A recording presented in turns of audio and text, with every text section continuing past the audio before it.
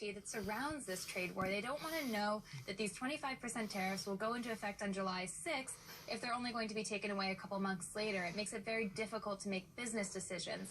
So the issue isn't necessarily the scale of the tariffs. $50 billion is a lot of money, but not a ton of money. But what it says about what's happening between the world's two biggest economies. And so do we know which products specifically are going to be affected?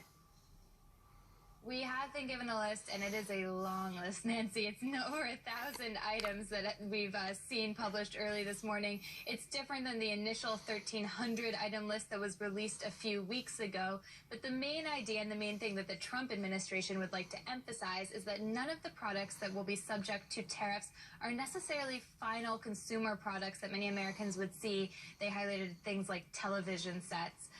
But manufacturers here say, but look, you're putting tariffs on the component parts that go into those TVs, so there will be some knock-on effect that American consumers will see. The question is how big that impact will be, in particular when it comes to the sort of subsequent, as you mentioned, Chinese tariffs that will be imposed. It makes it very hard to figure out exactly what will happen to you or I if we go to the store and try to buy a TV in the coming months. Okay, well, thank you very much, Kim. We seem to always be talking about this, but thank you for your time.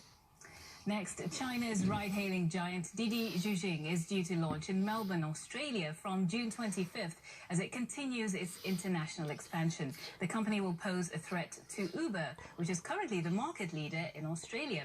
The BBC's Tim McDonald has been